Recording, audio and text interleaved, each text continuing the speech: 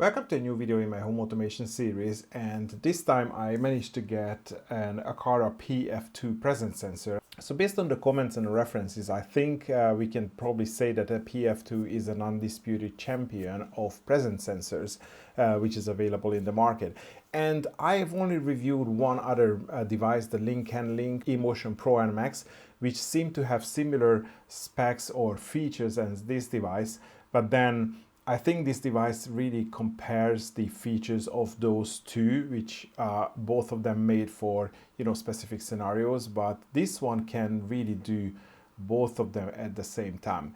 And again, the features are really impressive. I mean, as for a presence sensor, I think it is also quite remarkable that it can work with a very large room. So it says in the documentation that it can go all the way to 10 meters from the sensor and 8 meters across.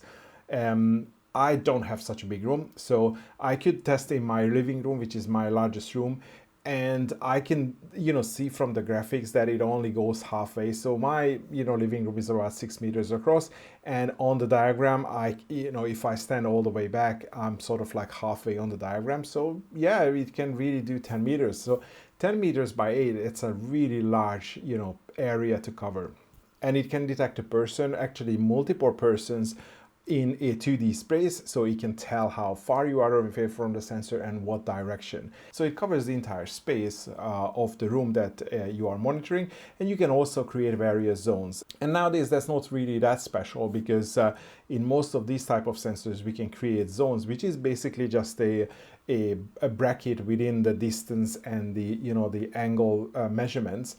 But I also feel that it does a really good job of making sure that you are in that zone and detecting that presence very reliably.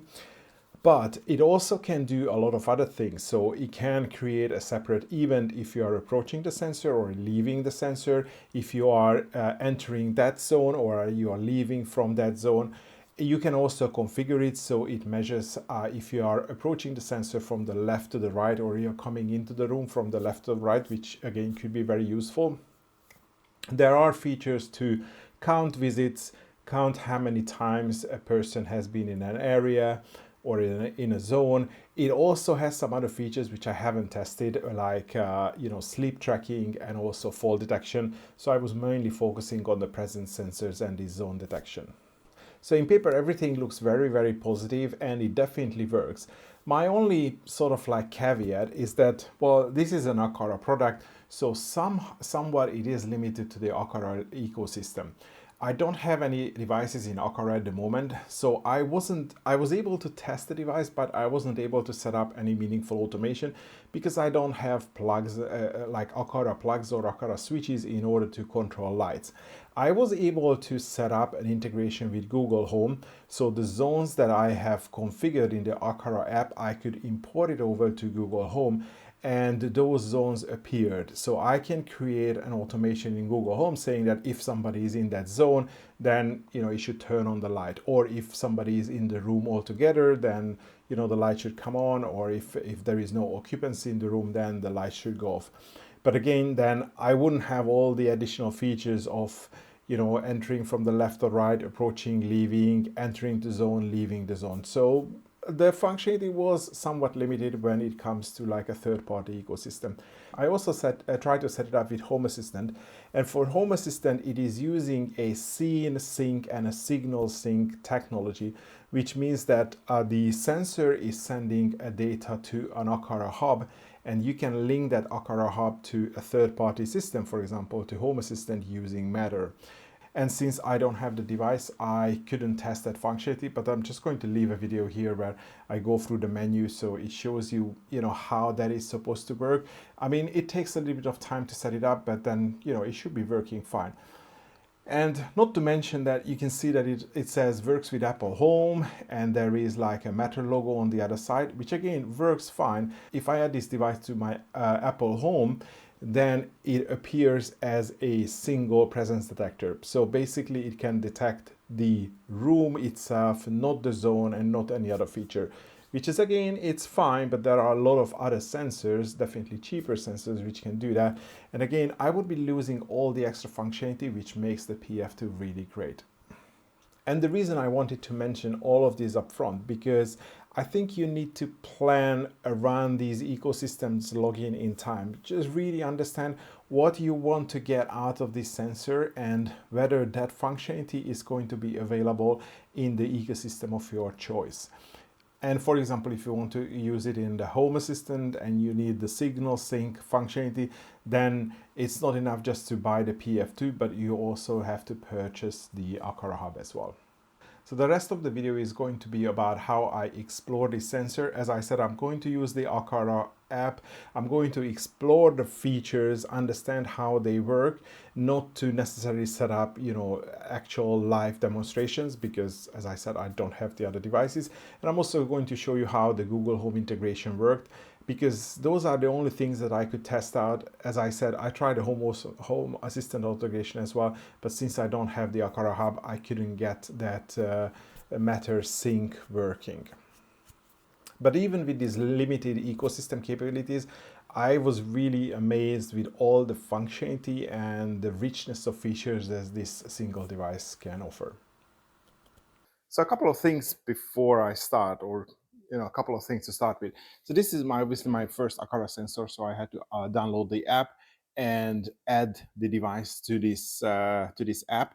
So I would be able to do most of like a static test because I don't have any devices here like lights or anything that I can turn on or off. So we are going to see what the capabilities are, but I won't be able to do a demonstration. The first thing is that when you want to add a new device, you obviously add a new accessory. And even from that, I mean, you can scan the QR code, but I was just looking through the various devices because I just wanted to understand Aqara a little bit better, what they offer. But you can see that once you come down to the motion sensor, there is this presence sensor PF2. And the interesting thing is that when you go to the next step, it actually says that, well, it's not going to find anything, but in one of the next steps, it says that please provide your Wi-Fi credentials. And it says that you cannot specify a network which is 2.4G and 5G as well. And my Wi-Fi network is like that. I guess they want to control user experience just to make sure that some devices have issues connecting to mixed Wi-Fi networks. I mean, for me, it was a little bit just like a bit of a problem. I didn't want to turn off the 2.4 gigahertz because then all my ESPs and everything is just going to lose the network connection. So at the moment, I'm actually tethering internet from my phone and I connect to that internet connection. So that's an interesting one. I haven't really seen that before. But once you do that, you have two devices created. One is an illuminance sensor because this device also supports illuminance. So you can base all your measurements on that as well. And you also have a presence sensor. And they provide the same screen. And right off the bat, I'm looking at this and it seems to detect, two more people in this room. So probably there is some interference, and also I was thinking that is this the best placement for the sensors? There are a couple of other devices close by to that sensor, so maybe that is creating some interference. But as you can see, the person, oh, actually both of the persons are moving, but definitely that one is me. So I'm really up close to it, and I'm really going far away now. So maybe there is, actually I'm thinking maybe there is some sort of reflection from these big windows that you see behind me, which is causing this. But that's definitely something. And the other thing I noticed right off the bat is that I'm sort of like the furthest that I can go in this room. Maybe I can go obviously here. And this is by far not the full extent of this sensor. So when I reviewed the Link and Link, I think it was the Max, which had the same capabilities, then the end of the room was pretty much the full extent for that sensor, and this can go much further. So I can easily use it in twice a big room as this one. I mean, this is not a huge room; it's 20 square meters, so that's that. But definitely, it looks like that if I'm moving away from the window, I'm getting more reflections. But let me cover the features, and then we can go back to placing the sensor in different areas of the room and see if it makes a difference. So first of all, on the main screen, you see this plot, like the two-dimensional plot. The sensor is on the top middle, and you can see how it detects the person moving. And I mean, obviously, it can detect multiple people because it seems to detecting some forces at the moment as well. And you have a couple of things how you can do it. So it says installation mode. So right off the bat, I think the way I install this is a little bit lower than what they are recommending. And if you go through the full installation guide, it also gives you a couple of things where you want to install. So like it's on the wall, and you see the dimensions that the sensor can cover. So like 10 meters by 8 meters. And then also it shows the good height to install it. Again, it also depends on whether you want some pets or other smaller objects to be detected. And next, the last one is the different wall mounting option. And just to make sure that you either mount it like the small LED is either pointing up or pointing down, but definitely not sideways. And you can use the mount as well just to tilt it if you need that. So that completes the installation. Okay, let me move around just to test again. But it seems that if I start moving around, I get this false as well. So I will move the sensor a little bit later. And then in the zone management, we can set up different zones. So maybe if I come all the way down here to the end of the couch, I can create a new zone.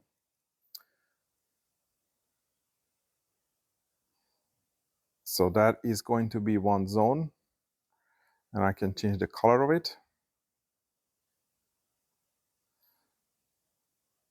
So you can specify whether this is like a detection zone or an edge or an interference source or exit, and then type. And the sensitivity for this zone, I'm just going to keep it low. That's the standard, the default one, and the reporting event. So that I'm going to save it, and then I'm also going to move to a new zone. Let's say maybe it's closer to the couch. So that's going to be my new zone. And pick a different, pick green. I mean, it's a green beanbag. And other type. There was something like a leisure area. Oh, okay. That's fine. And save. I can also put like stickers, so I can like dress it up to look at just like a real room. And I can also do some templates if I really need to move that. You can see a couple of different templates here. And that's it. That's pretty much the zone management. So now we can see that I'm in detection zone 2. And also in the logs, it's going to show you all the different detections. Once you start creating zones, you can see when you were in these in any of the areas, or you can go to the all areas and it's going to show you all of these different logs. I also quickly renamed the two areas so it makes more sense. So yeah, that's the beanbag. And that's the couch corner. Obviously, there is going to be some limits how many zones you can create and what's the resolution of the device. So maybe if it would be even like a bigger room, like twice the length, it would be easier to create zones which don't overlap that much, because obviously there is some resolution of this sensor, so you can't really define very fine areas, because otherwise it would just going to bounce from one zone to another. And you can also see the illumination, so that changes as well. So you can create a log, but I mean, this sensor hasn't been on for a long time, so, and the lights were on all the way through, so it hasn't really changed much. And we have tons of other functions within the settings. So you can configure the device card, how it looks like for the presence sensor and the illumination sensor, and of the various zones that you have created. And we also have some device settings. So this is where we have most of the functions. So first of all, there is a detection mode, and I want to cover the zone detection because I think this is where this device really excels, especially creating multiple zones and in order to tell you which zone you are at the moment. But you also have this fall detection option, And also you have the sleep monitoring. And also big thing between these different modes that the zone detection works with multiple people. The fall and the sleep monitoring works for a single person as well. And we also have some advanced functions, counting, and then visit count. So that could be useful if you install in a shop front and you can see how many people are going in and out. I'm going to turn these on and we see what sort of data we get out of these. In the next option is the detection settings. Here we have some more options here. The first is the direction detection. So you would be able to detect whether a person is approaching left or right, this sensor. For me, really, there is only one way you can enter the room. So I think I'm just going to leave this on default. You have all this option as well. If you would mount the device upside down, then obviously the direction changes. So you can set this with this option. And then you have a present detection sensitivity. So the default is high, so I would leave it on high. But as you can see, you can change it depending on what sort of like size room that you are using. Maybe I'm going to set this to medium, to be honest, and that might help reducing some of the reflections and also the proximity distance. So you can see, again, I'm going to leave this on medium at the moment.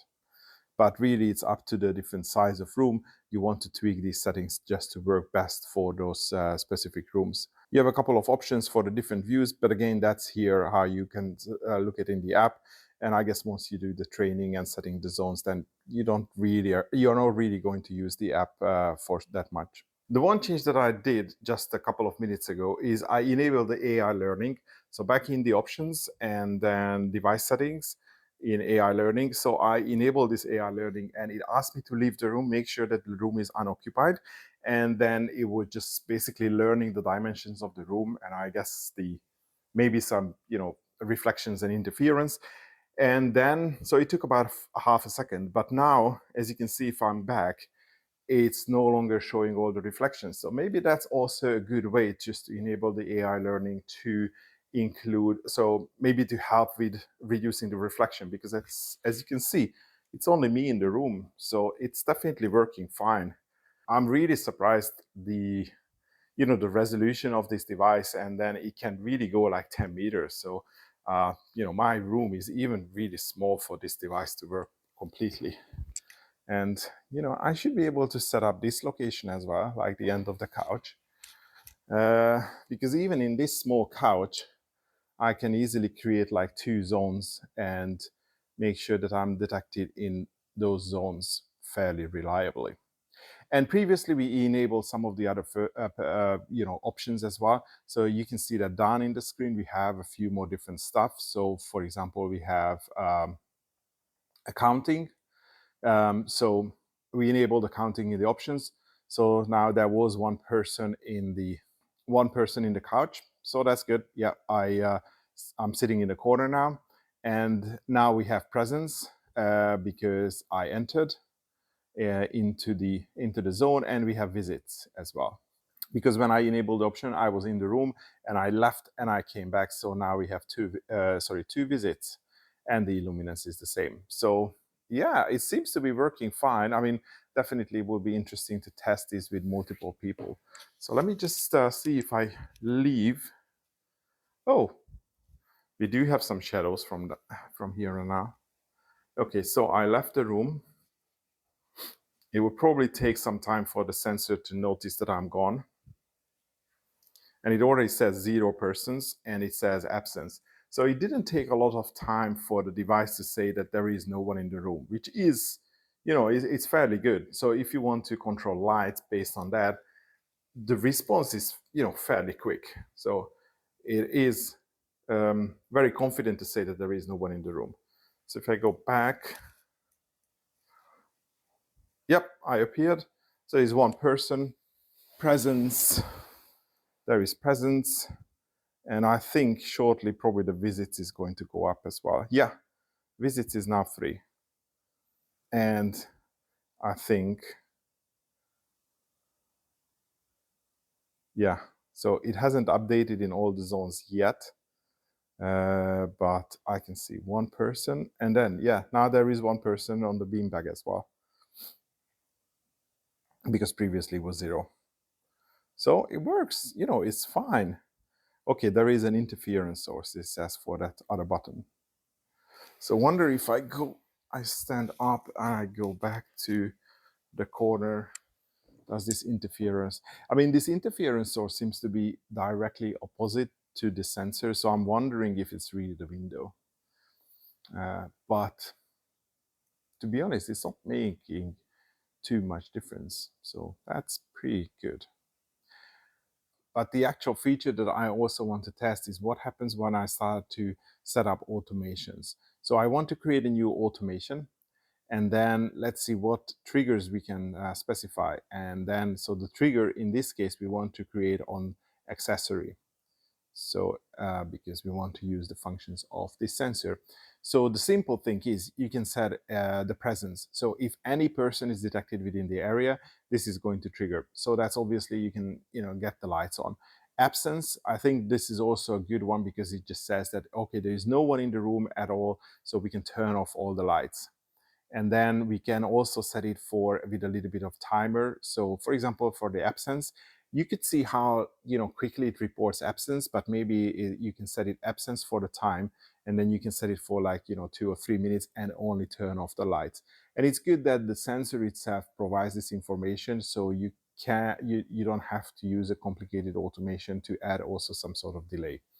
And then the next set of functions are related to scenarios where how the sensor detects motion and the direction of the motion. So somebody's approaching, somebody's going away, somebody enters, somebody leaves. So again, if I need to compare it to another sensor that I reviewed before, which is the Link and Link, and we had looked at two different motion sensors, the Max and a Pro, and one was really good at detecting presence in various zones like this one, and the other one was really good at not detecting zones but also detecting directions. So this sensor seems to be doing both of them at the same time, so you can set it up if you are approaching or if you are going away. So if you want to use it in like a hallway where you don't necessarily need zones, but you might be more interested about somebody entering, leaving, approaching the sensor, then you have these options as well.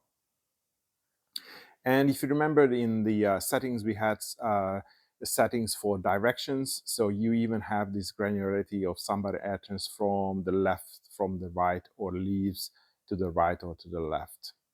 And then you also have loads of detections for presence and absence on various zones. So for example, I can set up that I only interested in presence in a couch corner.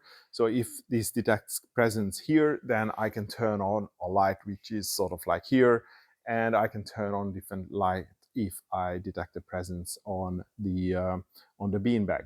And then you can turn these lights off by selecting the absence zone. And you can go even further by selecting the option event is detected, and then you select the zone. And again, you have things like somebody enters the zone, somebody leaves, somebody is approaching, or somebody is going away.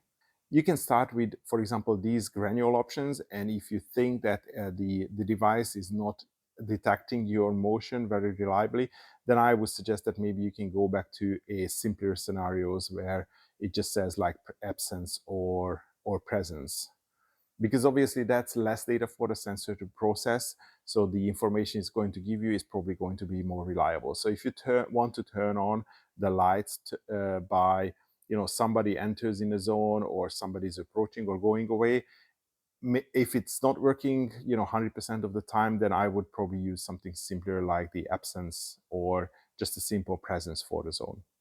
And of course, because it has illumination sensor, we have a couple of options for the illuminance. So the illuminance reaches up to a certain values or drops, or above a set illumination or below the assigned illumination.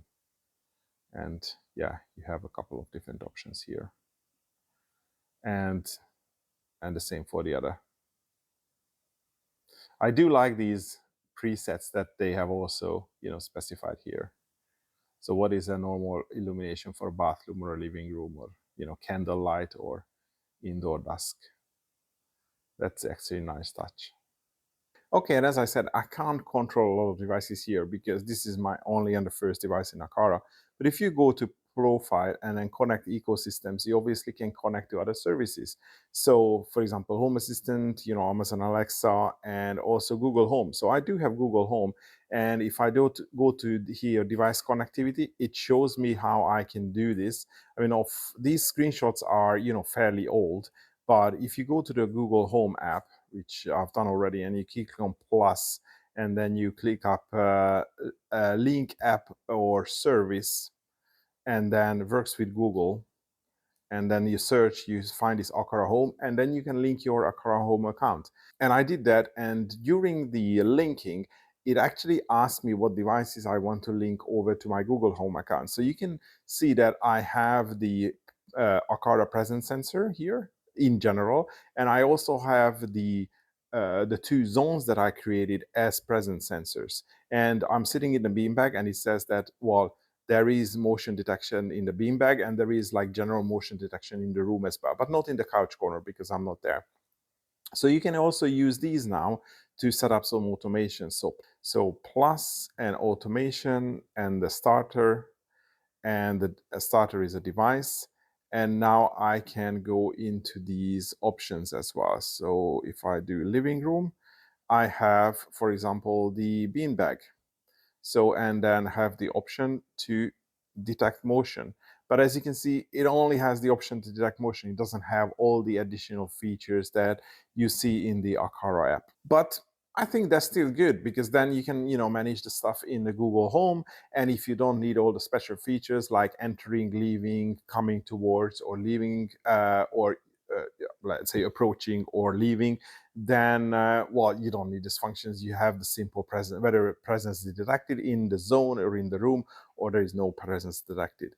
And this pretty much concludes my review of the PF2. If you are interested in this device, I'm going to leave purchasing links in the video description below. But that's all going to be for today. Thanks for watching, and hopefully see you in the next one.